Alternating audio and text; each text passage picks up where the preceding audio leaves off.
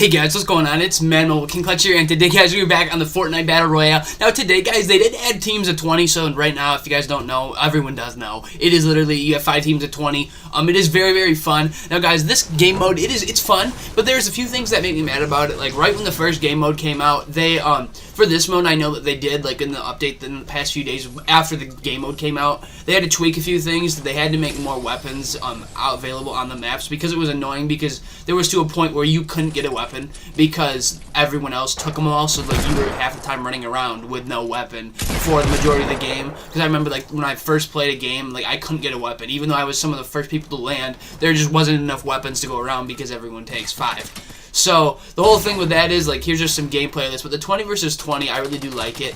Now, the mode itself isn't very hard to get a dub in if, you know what you're doing, like, especially if you're playing with a squad of 4 people you know, because then you can help revive each other, because that's the big thing, when you're not playing with people you don't know. If you play solo, and you play with a 20 on 20, you're matched with 4 random people just like you would be in a squad game.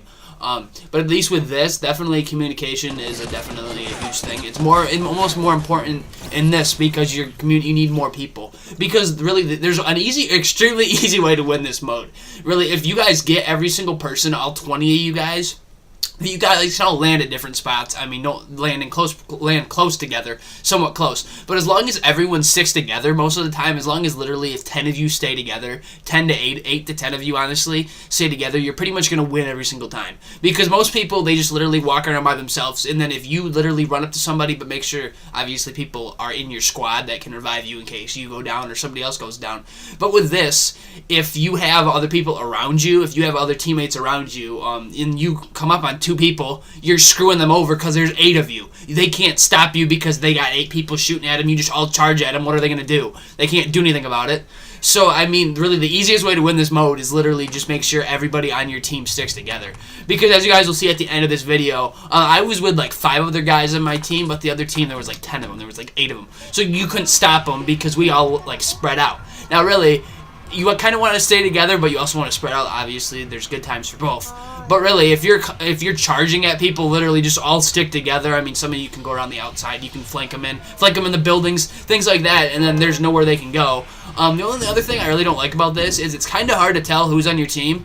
Like, I mean, you can easily tell who's in your squad because they have their names written above them. But everyone else on your team, they have those little green arrows, and it is kind of hard to differentiate, like, who is what or when is what. I've noticed that's the only thing I've really, like, I like this mode. But, there's just a few things like that I've had trouble telling. I'm like, is he on my team or not? Like, I'll just obviously start shooting at somebody because I don't have a name written up above you. That's how it normally is.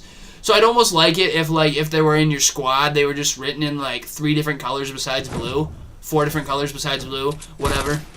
Because, like, this guy I was shooting at, but he was on my squad the whole time. It's just kind of hard to tell, like, if they were on your team, if their name would be written, but just in a different color other than, you know, your teammate's color. Because this guy on here on the squad, or down here, he's not on my team. But that guy on the ground isn't on my team. That guy over there isn't on my team. It's kind of hard to, like, the arrow's small. It's kind of hard to see.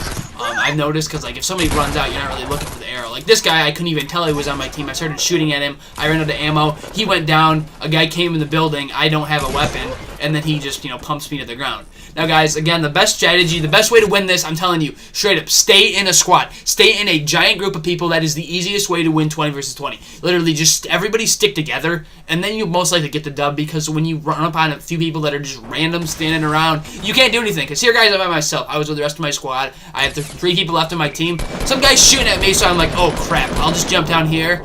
That was a very bad idea, because as you can see in a second, so there's one of my teammates, he's getting killed. I'm going to kill this guy, but then there's another guy, so I'm like, oh crap, I don't really have that much weapons, I should have, you know, reloaded, but then this guy charges at me, then we get about 8 other ones, I can't do anything about it, you're completely screwed. So the best tactic is to stay in a group of people, guys. But anyways, I've been Manuel with King Clutch here. Hopefully you guys enjoyed the video, and hopefully you guys can win some 20.